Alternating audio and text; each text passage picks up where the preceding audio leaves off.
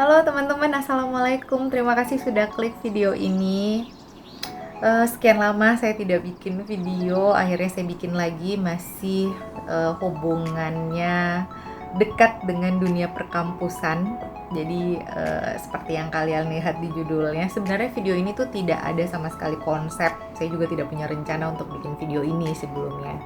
Tapi tiba-tiba saja kepikiran, dan kebetulan tadi siang tuh ada mahasiswa yang ujian, dan saya pikir sepertinya tidak apa-apa ya saya kasih sharing ke mahasiswa-mahasiswa tingkat akhir khususnya ya, yang sudah mau masuk ke tahap-tahap penyusunan skripsi.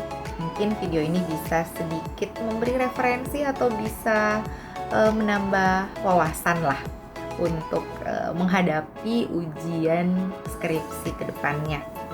Jadi sebelum masuk ke inti video kita hari ini, saya karena sebagai salah satu dosen di Universitas Muslim Indonesia atau UMI Makassar, jadi semua yang saya sharing ini berdasarkan pengalaman saya ya.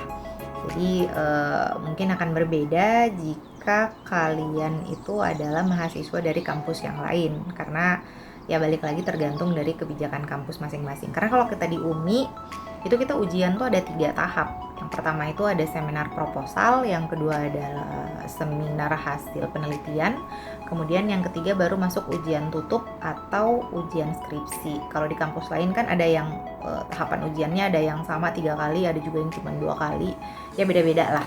Cuman video kali ini akan berangkat dari pengalaman saya pribadi nih, karena beberapa mahasiswa di mana saya sebagai dosen pembimbing atau dosen pengujinya, saya lihat adalah beberapa yang bisa saya sharing ke kalian. Oke, sebelum masuk ke inti videonya, saya cerita dulu ke kalian. Jadi yang saya lihat adalah mahasiswa-mahasiswa tingkat akhir rata-rata melakukan kesalahan yang hampir sama semuanya. Apa itu? Yaitu tidak menguasai skripsi atau penelitian yang mereka lakukan. Nah, ini tentu saja akan memberi penilaian tersendiri kepada dosen pembimbing ataupun dosen penguji.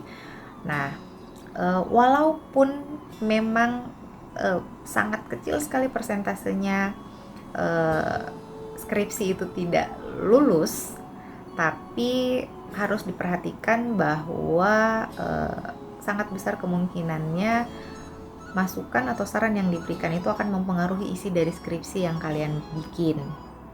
Jadi memang sedikit sekali, bahkan mungkin hanya sekitar 2% dari 100%, 98% lulus, 2% mungkin yang tidak lulus. Tetapi dari 98% itu sangat banyak sekali perbaikan-perbaikan yang harus dilakukan sebelum benar-benar lulus di ujian skripsi. Itu dia yang pertama. Kemudian yang kedua adalah ada beberapa poin yang harus kalian perhatikan sebelum kalian memasuki tahap ujian.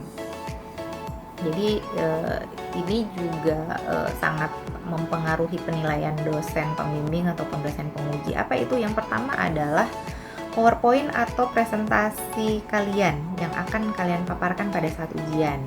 Kenapa? Karena presentasi ini adalah poin-poin yang istilahnya tuh mewakili isi skripsi kalian yang sekian ratus halaman itu. Jadi PowerPoint itu harus bisa mewakili apa yang kalian teliti. Itu yang kalian paparkan pada saat ujian. Biasanya dikasih waktu 10-15 menit kan. Jadi harus jelas, kemudian harus padat, harus intinya mewakili lah skripsi kamu. Yang kedua adalah naskah skripsi atau file skripsi yang kamu share kepada dosen pembimbing dan dosen penguji. Ini harus kalian pastikan bahwa file yang kalian share itu adalah file yang betul-betul sudah final, maksudnya sudah tidak ada kekurangannya lagi. Karena pengalaman saya pernah menerima file skripsi dari mahasiswa, bagian abstrak dan daftar isinya itu justru tidak ada gitu. Jadi ya pastikanlah file atau naskah skripsi kalian itu sudah yang betul-betul final. Kemudian yang ketiga adalah tentu saja yang harus kalian perhatikan adalah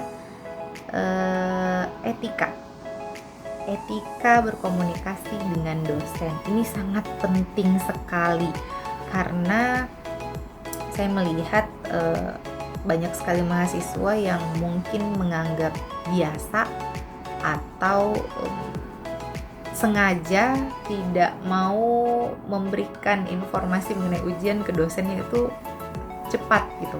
Jadi anggaplah kayak gini contohnya. Ada mahasiswa ujian hari Senin. Dia sudah tahu kabar itu dari hari Kamis atau mungkin dari hari Jumat. Tetapi dia baru menyebarkan undangan dan menyebarkan file skripsinya itu di hari Minggu. Kenapa? Karena dia tidak mau memberi waktu yang cukup banyak kepada dosen pengujinya khususnya untuk membaca skripsinya, karena tidak mau banyak ditanya gitu intinya. Dia mencari aman dengan memberi dosen pembimbing atau penguji itu waktu yang lebih sedikit. Nah, itu sebenarnya tidak boleh. Sangat tidak boleh karena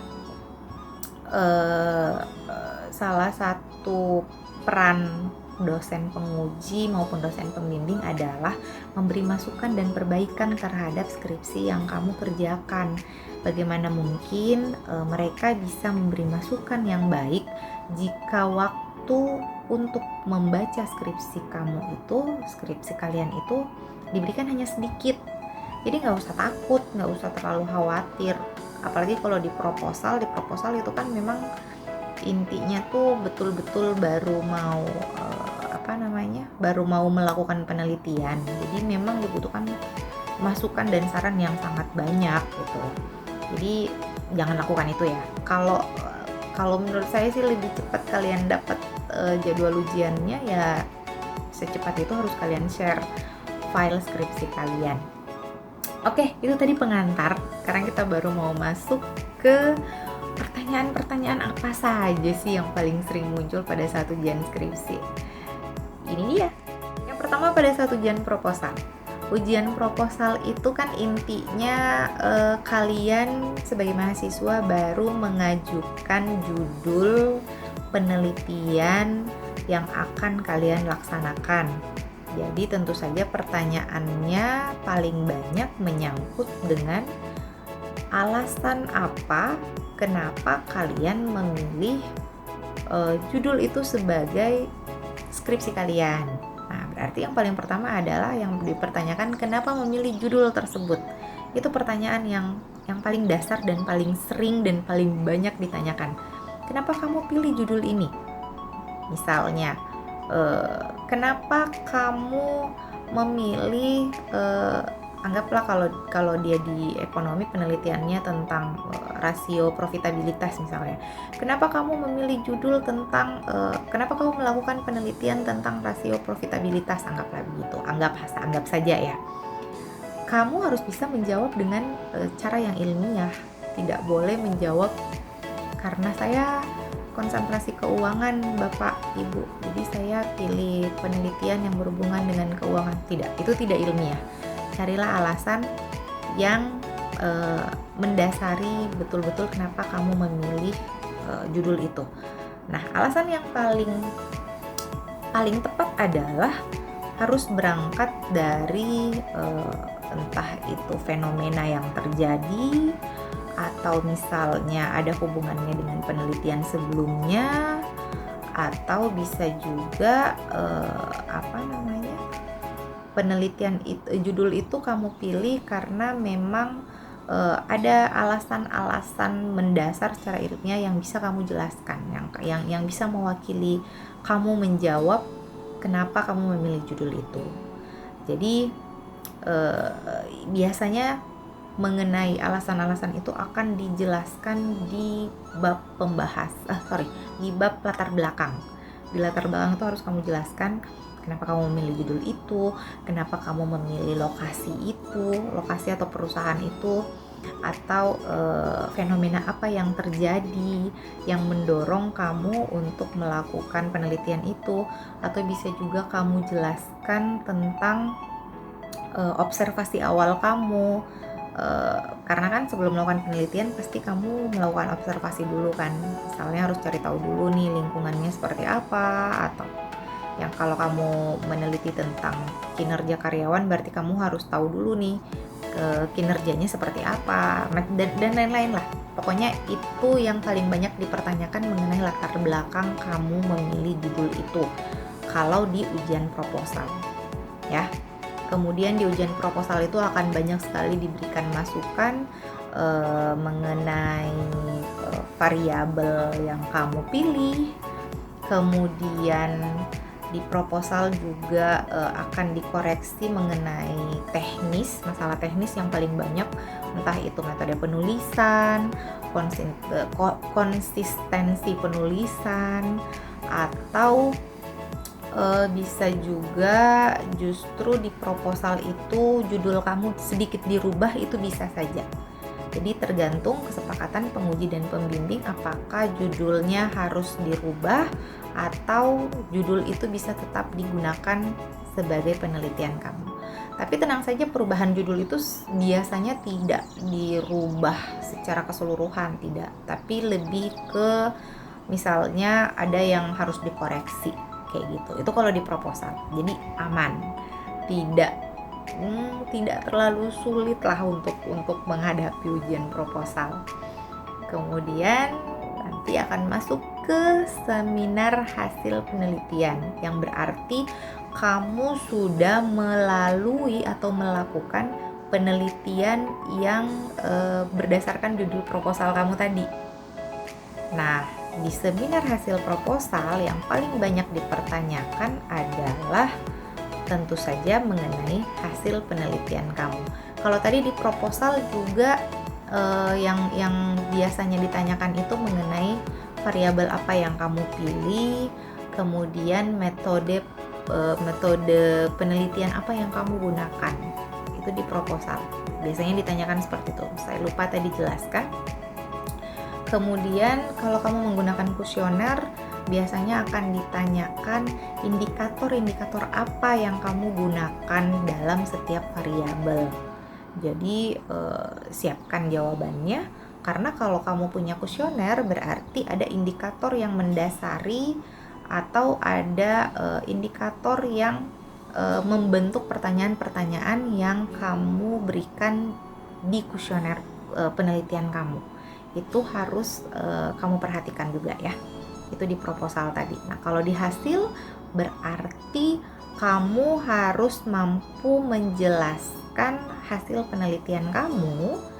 Kalau dia kamu olah datanya menggunakan biasanya kan SPSS, kemudian kamu menggunakan regresi linear, entah itu sederhana ataupun berganda, di mana nanti akan lahir banyak angka-angka di hasil penelitian kamu. Nah, kamu harus bisa menjelaskan angka-angka apa saja itu. Simpelnya kayak gini, angka-angka yang ada di hasil penelitian kamu harus mampu menerjemahkan angka-angka itu menjadi kalimat. Misalnya ada angka 0,17, penguji nanya nih, 0,17 itu apa? Kamu harus bisa jelasin 0,17 adalah ini atau hasil dari ini menunjukkan ini. Tuh. Jadi semua angka yang ada di skripsi kamu pada tahap hasil penelitian itu harus kamu bisa mendeskripsikannya menjadi kalimat. Ketika kamu bisa menjawab pertanyaan-pertanyaan itu, maka pasti dosen pembimbing dan dosen penguji kamu yakin bahwa skripsi itu kamu buat sendiri, tidak nyontek punya orang lain. Gitu.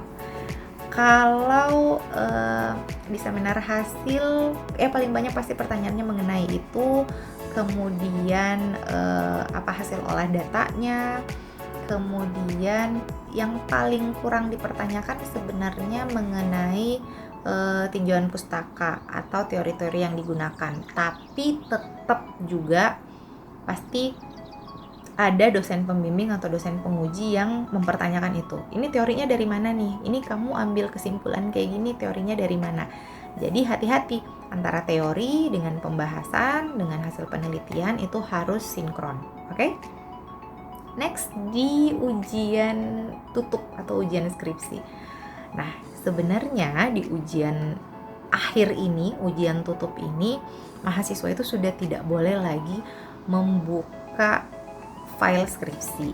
Seharusnya kayak gitu. Jadi sudah tidak ada lagi presentasi, kamu tidak perlu lagi bikin PPT, kamu hanya tinggal menunggu pertanyaan-pertanyaan dari dosen pembimbing dan dosen penguji gitu. Pertanyaannya apa saja? Justru di sini yang susah ditebak, karena di ujian tutup itu seringkali mahasiswa mengkhawatirkan pertanyaan-pertanyaan yang sulit. Mungkin sebelum ujian, waduh bagaimana ya kalau nanti saya ditanya soal ini. Pertanyaan yang di kepala kita itu adalah pertanyaan yang susah gitu, yang mungkin kita nggak bisa jawab. Tapi ternyata pada saat pelaksanaan ujian, itu seringkali atau kadang terjadi pertanyaan yang dikasih itu justru pertanyaan yang sepele, yang mudah.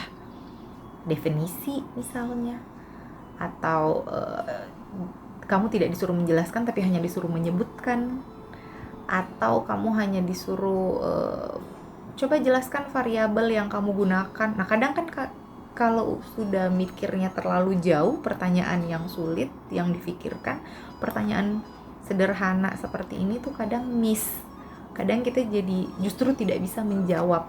Jadi hati-hati, di ujian skripsi itu pembimbing pun sudah menjadi penyerang. Jadi penguji dan pembimbing di sini sama-sama posisinya sudah posisi menyerang nih. Kalian harus hati-hati pertanyaan yang diberikan. Tapi yang paling simple yang bisa kalian lakukan adalah kuasai skripsi kalian. Itu saja. Jadi upayakan setiap pertanyaan yang diberikan itu bisa kalian jawab. Kalau misalnya pun jawaban kalian tidak benar, tidak 100% benar, tetapi minimal kamu punya gambaran atau kamu punya bahasa sendiri yang bisa kamu jawab setiap pertanyaan-pertanyaan yang diberikan kepada kamu. Ketika kamu bisa menjawab, pasti dosen pembimbing dan dosen penguji yakin bahwa skripsi itu kamu buat sendiri. Sebenarnya salah satu tujuan dosen pembimbing dan dosen penguji itu adalah mereka mau mencari tahu skripsi ini kamu beneran bikin sendiri nggak sih, atau kamu nyontek nih punya orang, atau sejauh mana pengetahuan kamu tentang skripsi atau penelitian yang kamu lakukan. Itu sih. Selebihnya yang paling banyak dipertanyakan paling tidak mengenai teknis ya, teknis penulisan itu pasti akan selalu diulang-ulang. Kemudian daftar pustaka, hati-hati di daftar pustaka, seringkali banyak yang miss juga nih. Ada yang tidak dimasukkan ke daftar pustaka tapi dikutip di pembahasan misalnya kayak gitu. Kemudian buku-buku yang kamu pakai, referensi buku literatur yang kamu pakai itu upayakan atau usahakan di maksimal 10 tahun terakhir. Jadi kalau sekarang 2021, carilah buku yang ya 2010-an gitu. 2011 ke atas lah. Semakin baru referensinya itu semakin bagus kayak gitu. Jadi saya rasa itu saja pertanyaan yang paling sering muncul. Memang kalau di tahap ujian skripsi itu sangat sedikit yang tidak lulus, atau mungkin sejauh saya menjadi penguji dan pembimbing belum ada yang tidak lulus mahasiswa. Tapi semua mahasiswa yang menjadi anak bimbingan saya atau saya menjadi dosen pengujinya, semua harus melalui perbaikan yang cukup panjang gitu untuk bisa maju ke tahap selanjutnya. Jadi untuk kalian mahasiswa tingkat akhir yang sebentar lagi mau skripsian, tetap semangat. Jangan lupa kerjakan skripsi sendiri, jangan nyontek. Nggak apa-apa kalau misalnya kalian mau mencari referensi atau penelitian terdahulu, atau mau mencari skripsi seniornya atau temannya yang lalu, itu nggak apa-apa. Silahkan kalian baca, silahkan kalian jadikan referensi, tetapi jangan di copy paste, titik koma redaksinya nggak ada yang dirubah, itu jangan. Itu namanya plagiat, jadi itu tidak boleh kamu lakukan ya. Oke, saya rasa cukup untuk video kali ini. Semoga bermanfaat untuk kalian semua. Terima kasih. untuk yang sudah mengikuti channel YouTube saya selama ini. Semoga bermanfaat. Jangan lupa kalian share di media sosial kamu, like, komen, dan subscribe. Terima kasih. Assalamualaikum.